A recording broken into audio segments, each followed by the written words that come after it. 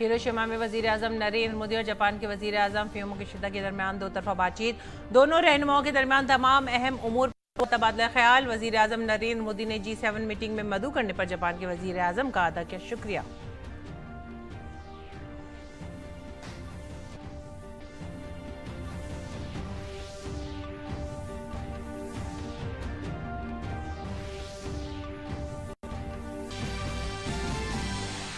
वजीर आजम नरेंद्र मोदी ने हिरोशिमा में की महात्मा गांधी के मजलिस की नकाब कुशाई। भारतीयों से की मुलाकात। पीएम ने कहा आबो हवा की तब्दीली और दहशतगर्दी के खिलाफ जंग में बापू के ख्यालात आज भी सबसे ज्यादा कारआमद। वजीर आजम जापान में G7 के साथ क्वाड मीटिंग में भी करेंगे शिरकत।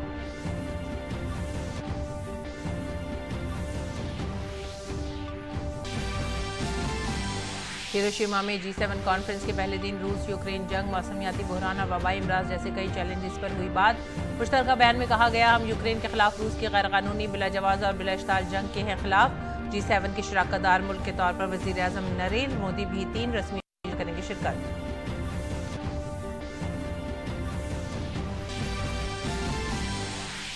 नायब सदर जमहूरिया जगदीप धनखड़ आज होंगे चंडीगढ़ के दौरे पर। पंजाब यूनिवर्सिटी के 70वें कॉन्वोकेशन में बतौर मेहमान खुसूसी होंगे शामिल।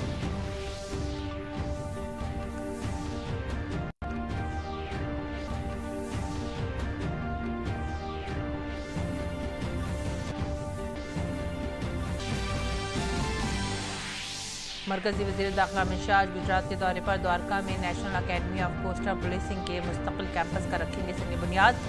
द्वारकाधीश मंदिर में करेंगे पूजा।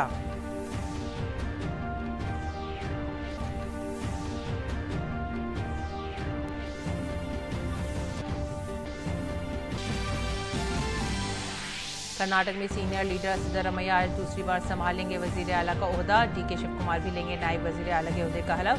कांग्रेस की साबिक सदर सोनिया गांधी और पार्टी लीडर राहुल गांधी समेत कई रियासती वज़ीर आला हलफ बर्दारी की तकरीब में कर सकते हैं शिरकत।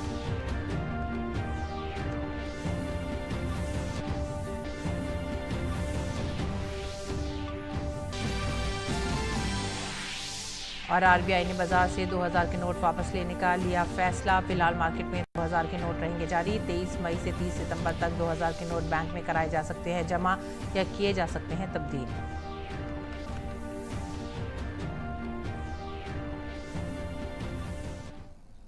आदाब नाजरीन, उर्दू खबरों में आप सभी का खैर मकदम है। नजर डालते इस वक्त की खास खबरों की तफसीलात पर। हिरोशिमा में आज भारत और जापान के दरमियान दो तरफा मज़ाकरात हुए। जापान के वजीर आजम फुमियो किशिदा ने वजीर आजम नरेंद्र मोदी का खैर मकदम किया। दोनों मुल्कों के दरमियान तमाम अहम मसाइल पर तबादला ख्याल हुआ। अपने इब्तदाई बयान में वजीर आजम नरेंद्र मोदी ने G7 सरबराह कॉन्फ्रेंस में मदऊ करने के लिए जापान के वजीर आजम का शुक्रिया अदा किया। ऐसे G7 की शानदार योजना के लिए, आयोजन के लिए मैं आपको हृदय से बहुत बहुत बधाई देता हूं। और आपने G7 समिट में भारत को निमंत्रित किया, इसके लिए भी मैं आपका बहुत बहुत आभारी हूं। आपकी भारत यात्रा आज भी भारत के लोगों के लिए बहुत यादगार रही है। और मेरे लिए बहुत खुशी की बात है कि जो बोधि वृक्ष का सैंपल आपको दिया था, जिसको आपने हिरोशिमा में लगाया, मैं समझता हूं वो जैसे जैसे वो ग्रो करेगा भारत के और जापान के संबंधों को तो मजबूती देगा ही देगा। लेकिन मुझे पूरा विश्वास है कि ये वो वृक्ष है जो बुद्ध के विचारों का अमरत्व प्रदान करता है। और ऐसी पवित्र वस्तु को हिरोशिमा में और आपके होम टाउन में इतने गौरव से लगाना, जब भी ये भारतीय नागरिकों को इजाजत मिलेगी, उनके लिए वो बहुत खुशी की बात होगी। और वजीर आजम नरेंद्र मोदी और जनूबी कोरिया के सदर यूसेक योल के दरमियान हिरोशिमा में दो तरफा बातचीत हुई। दोनों रहनुमाओं के दरमियान तमाम दो तरफा और बैनुल अक़वामी उमूर पर तबादला ख्याल भी हुआ।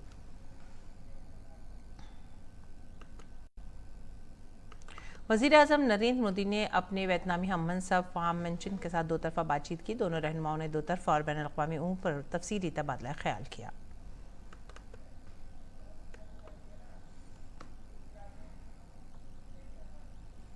जापान के वजीर आजम फ्यूमो किशिदा के साथ दो तरफा मुज़ाकरात के बाद वजीर आजम नरेंद्र मोदी ने हिरोशिमा में महात्मा गांधी के मुजस्मे की नकाब कुशाई की।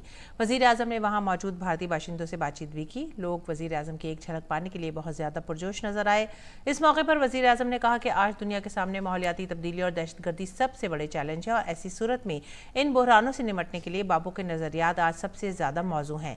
वजीर आजम जापान में G7 के साथ ही क्वाड के इजलास में भी शिरकत करेंगे। आज विश्व क्लाइमेट और आतंकवाद की लड़ाई से जूझ रहा है। पूज्य बापू के आदर्श उसे जीतने का उत्तम से उत्तम मार्ग है। उनकी जीवन शैली प्रकृति के प्रति सम्मान, समन्वय और समर्पण का उत्तम उदाहरण रही है। उसी प्रकार से बुद्ध और गांधी की धरती जिसने विश्व को शांति का संदेश दिया, हिरोशिमा की धरती पर पूज्य बापू की प्रतिमा अहिंसा के, करुणा के उन विचारों को आगे ले जाने में बहुत बड़ी प्रेरणा बनेंगे। मैं पूज्य बापू को आदरपूर्वक श्रद्धांजलि देता हूं। मैं हिरोशिमा का मेयर का, यहां की काउंसिल का, जापान गवर्नमेंट का हृदय से आभार व्यक्त करता हूं कि उन्होंने पूज्य बापू की प्रतिमा को यहां पर स्थान दिया और मुझे आज उसका लोकार्पण करने का अवसर दिया है। हम सब पूज्य बापू के आदर्शों को जानने का, जीने का और जगत के कल्याण के रास्ते पर चलने का प्रयास करें, यही उनको सच्ची श्रद्धांजलि होगी। और जापान के हिरोशिमा में जुमे को 3 रोज़ा G7 सरबराह इजलास बाकायदा तौर पर शुरू हुआ। रहनुमाओं ने एक कोऑपरेटिव इंटरनेशनल सोसाइटी के मौजू के तहत टेक्नोलॉजी के तेजी से फैलाव पर तबादला किया। G7 ममालिक के रहनुमाओं ने यूक्रेन रूस तनाज़े पर तफसीली बातचीत के बाद एक मुश्तरका बयान जारी किया। आइए जानते हैं इजलास की तफसीलात।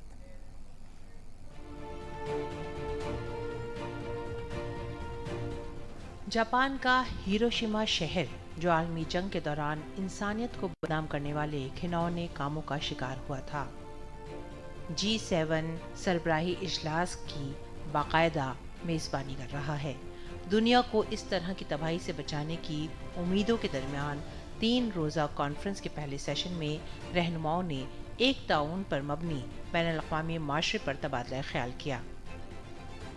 इस दौरान टेक्नोलॉजी के तेजी से फैलाव, मसनूई ज़हानत के इस्तेमाल और ज़ाब्ते पर तबादला ख्याल किया गया। इस मौके पर फ्यूमो किशिदा ने कहा कि दुनिया को रूस यूक्रेन जंग, मौसमियाती बहरान और वबाई अमराज जैसे कई चैलेंजेस का सामना है। ऐसे में हम हिरोशिमा से आलमी बरादरी के दरमियान इनके हल पर जोर दे रहे हैं। दुनिया जलवायु संकट, महामारी और यूक्रेन पर रूसी आक्रमण जैसे कई संकटों का सामना कर रही है। इन परिस्थितियों में G7 को और प्रभावी ढंग से अंतर्राष्ट्रीय समुदाय के सामने आने वाले महत्वपूर्ण मुद्दों का समाधान देना चाहिए और दुनिया का नेतृत्व करना चाहिए। दूसरे सेशन में G7 रहनुमाओं ने खुलकर यूक्रेन के खिलाफ रूस की जारहियत के हवाले से अपने ख्यालात का तबादला किया। रहनुमाओं ने एक मुश्तरका बयान जारी करते हुए कहा कि हम यूक्रेन के खिलाफ रूस की गैरकानूनी, बिला जवाज और बिला इश्ताल जंग के खिलाफ एक साथ खड़े हैं। रूसी जारहियत की वजह से गुज़िश्ता 15 माह में हजारों अफराद अपनी जानों से हाथ धो बैठे हैं। इसके साथ साथ यूक्रेन के लिए हमारी हिमायत में कमी नहीं आएगी। बयान में रूस के गैरकानूनी इक़दामात के असरात को कम करने के अज़्म का इजहार किया गया। रहनुमाओं ने इस बात पर भी जोर दिया कि रूस को फौरी तौर पर मुकम्मल और गैर मशरूत तौर पर अपनी दुश्मनी बंद कर देनी चाहिए और अपनी फौजें और फौजी साजो सामान वापस बुला लेना चाहिए। बयान में रूस की जानिब से जौहरी पावर प्लांट ज़ापोरिज़िया में कब्जे और अस्करियत पसंदी पर भी शदीद तशवीश का इजहार किया गया। इसके अलावा सिक्योरिटी इमदाद फराहम करने के। और अब अगली खबर, नायब सदर जमहूरिया जगदीप धनखड़ आज चंडीगढ़ के दौरे पर रहेंगे। नायब सदर जमहूरिया पंजाब यूनिवर्सिटी के 70वें तक़सीम असनाद की तकरीब में बतौर मेहमान खुसूसी शिरकत करेंगे। अपने दौरे के दौरान नायब सदर, जो पंजाब यूनिवर्सिटी के चांसलर भी हैं, यूनिवर्सिटी के सिंडिकेट और सीनेट के अरकान के साथ मुतअद्दिद मुलाकातें करेंगे। नायब सदर पंजाब यूनिवर्सिटी टीचर्स एसोसिएशन के अरकान, गैर तदरीसी तंजीमों और तलबा यूनियन के अरकान से भी बातचीत करेंगे। नायब सदर जमहूरिया चंडीगढ़ के अपने एक रोज़ा दौरे के दौरान पंजाब राजभवन भी जाएंगे।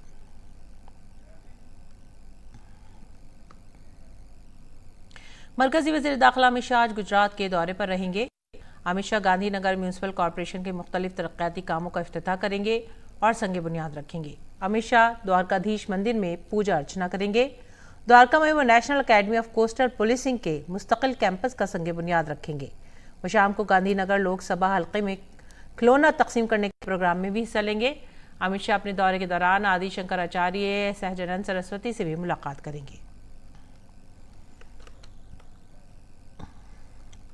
कर्नाटक में कांग्रेस कानून साज पार्टी के रहनुमा सिद्धरामैया आज दूसरी बार रियासत के नए वजीर आला के तौर पर हलफ लेंगे। कांग्रेस के senior leader DK Shivakumar भी नायब वजीर आला के ओहदे का हलफ लेंगे।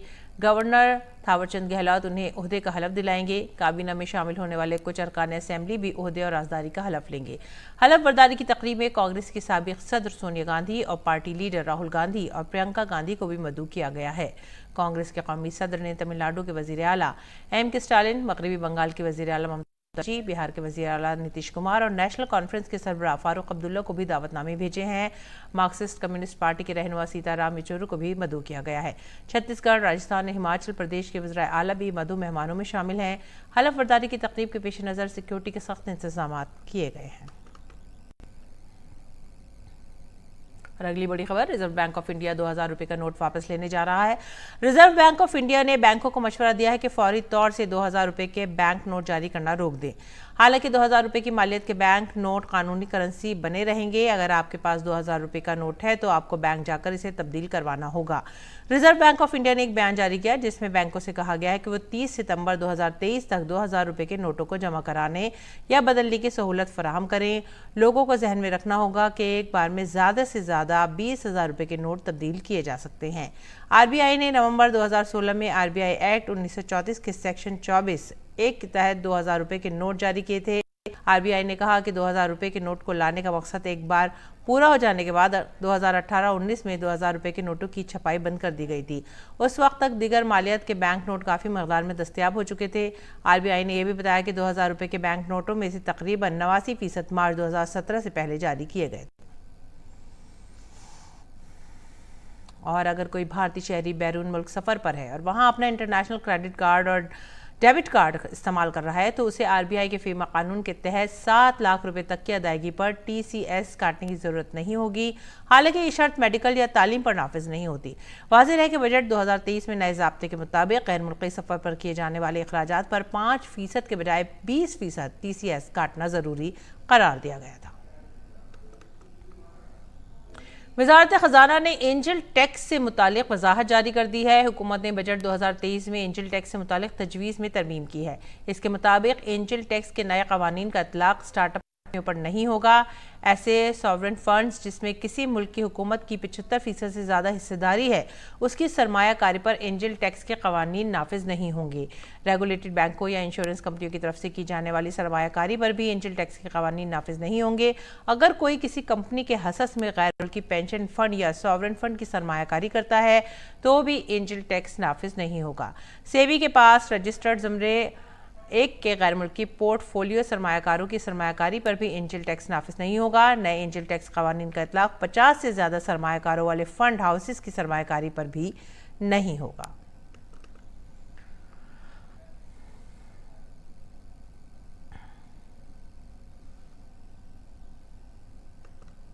आगे बढ़ेंगे अगली खबर की तरफ। सुप्रीम कोर्ट ने ज्ञान वापी केस पर समाअत करते हुए अहाते में पाए जाने वाले शिवलिंग की कार्बन डेटिंग समेत साइंसी सर्वे को मुलतवी कर दिया है। अदालत उस्मान ने इलाहाबाद हाई कोर्ट के हुक्म को फिलहाल नाफिज न करने के लिए कहा है। सुप्रीम कोर्ट ने कहा है कि इलाहाबाद हाई कोर्ट के हुक्म पर तफसीली समाअत की जरूरत है। उत्तर प्रदेश हुकूमत की जानिब से सॉलिसिटर जनरल तुषार मेहता ने भी chief justice justice D.Y.. Chandrachud की बात से इत्तेफाक किया। साथ ही सॉलिसिटर जनरल ने कहा कि शिवलिंग को कोई नुकसान नहीं पहुंचना चाहिए। उन्होंने कहा कि रियासती हुकूमत आर्कियोलॉजिकल सर्वे ऑफ इंडिया के साथ मशावरा से शिवलिंग की क़दामत का तयन करने के लिए मुतबादिल तरीके पर गौर करेगी। अहम बात यह है कि इलाहाबाद हाईकोर्ट ने ज्ञानवापी में शिवलिंग की कार्बन डेटिंग का हुक्म दिया था, जिसके बाद ज्ञानवापी मस्जिद मैनेजमेंट कमेटी ने इस हुक्म को सुप्रीम कोर्ट में चैलेंज किया था। सुप्रीम कोर्ट ने ज्ञानवापी केस की समाअत 7 अगस्त तक मुलतवी कर दी है। तब तक कार्बन डेटिंग पर पाबंदी बरकरार रहेगी। यूनिवर्सिटी ग्रांट्स कमीशन यूजीसी के चेयरमैन एम जगदीश कुमार ने कहा है कि मणिपुर में अमन और अमान की सूरत हाल के पेश नज़र रियासत में 29 मई से कॉमन यूनिवर्सिटी दाखिला टेस्ट मुनक़िद किया जाएगा और मरकज़ के ज़ेर इंतज़ाम जम्मू कश्मीर में 21 से 25 मई के बजाय 26 मई से इसका एहतमाम किया जाएगा। इस साल क्वेट इम्तहान के लिए जम्मू कश्मीर के 87,309 उम्मीदवारों ने रजिस्ट्रेशन कराया है।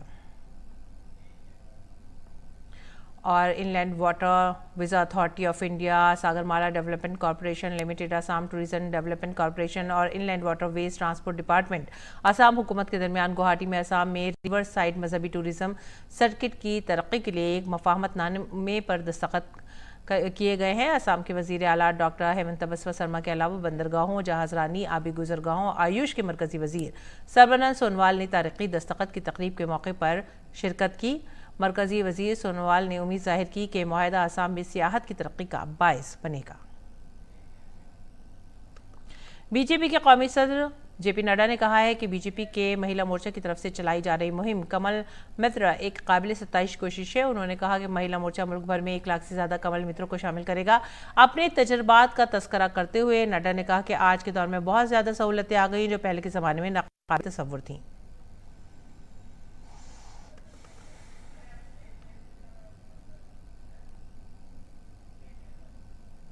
और मुल्क की ज़र मुबादला के ज़खायर में इजाफा हुआ है। मुल्क के ज़र मुबादला के ज़खायर 12 मई को ख़त्म होने वाले हफ्ते में $3.55 बिलियन इजाफे के साथ $599.52 बिलियन तक पहुँच गए।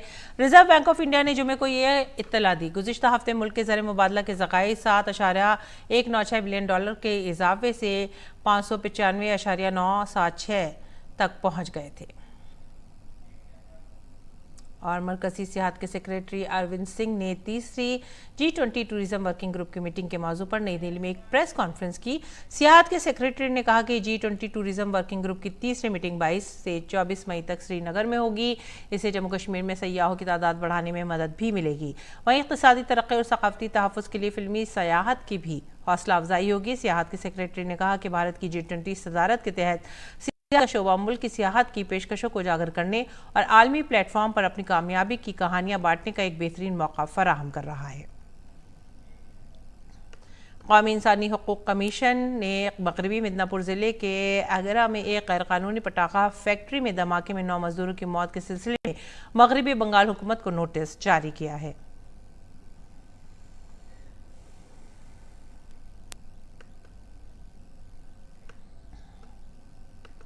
मन की बात के 100वें एपिसोड में वज़ीर आज़म मोदी ने जम्मू कश्मीर की पेंसिल स्लेटों के बारे में वजाहत करते हुए मंजूर अहमद से बात की थी। पुलवामा का रिहायशी मंजूर अहमद जो पेंसिल स्लेट के काम से वाबस्ता है, दूसरों को भी रोज़गार फराहम कर रहा है। दूरदर्शन से बात करते हुए मंजूर अहमद ने कहा कि वो बहुत खुश हैं कि वज़ीर आज़म मोदी ने उनके काम की तारीफ़ की। इसके लिए उन्होंने इज़हार तशक्कुर भी किया। अचानक मुझे फ़ोन आया कि नमस्कार, मैंने भी नमस्कार किया। फिर उन्होंने बताया कि मैं प्राइम आपका पीछे मैंने बात किया मन की बात में, तो मैंने फिर नमस्कार किया। तो तब मैं बहुत मतलब खुशी से मैं पागल हो गया, मतलब उछल रहा था कि इतनी खुशी हो गई कि प्राइम मिनिस्टर में मुझ गरीब से मतलब मज़दूर से बात कर रहा है। कि तभी पूछा उन्हें कैसा लगा, कैसा है अभी। तो फिर मैंने बताया कि जब से मन की बात में आई तब से हमारा काम भी दुगना हो गया और हमारा 1-2 महीने में और, क्योंकि हमें ये लगा कि हमें भी कोई ऊपर मतलब है, मतलब जो शाबाशी दे रहा है कि तो हम भी आगे थोड़ा इसको बढ़ाएंगे कि लोगों का भी रोज़गार बने और हमारा भी रोजी रोटी चले। और आज शहद की मक्खियों का आलमी दिन है। इस मौके पर ज़राअत और किसानों की बहबूद के वज़ीर नरेंद्र तोमर आज मध्य प्रदेश के बालाघाट में कौमी प्रोग्राम में हिस्सा लेंगे। इस प्रोग्राम में 1000 से ज़ायद किसान, शहद की मक्खियाँ पालने वाले, शहद प्रोसेसर्स, कारोबारी अफराद और शहद की पैदावार से वाबस्ता दीगर अफराद हिस्सा ले रहे हैं। प्रोग्राम में शहद की कई अक़साम और शहद की मक्खियाँ पालने के शोबे से मुतालिक मसनूआत की नुमाइश भी की।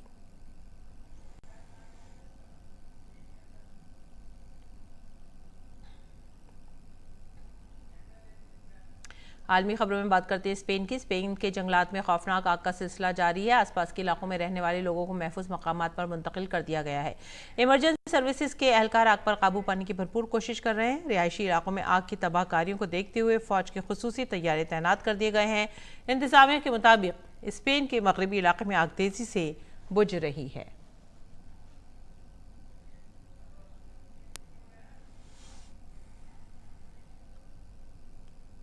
नाज़रीन, अब पेश है दिल्ली से शाया उर्दू अखबारात का मुख्तसर सा जायजा।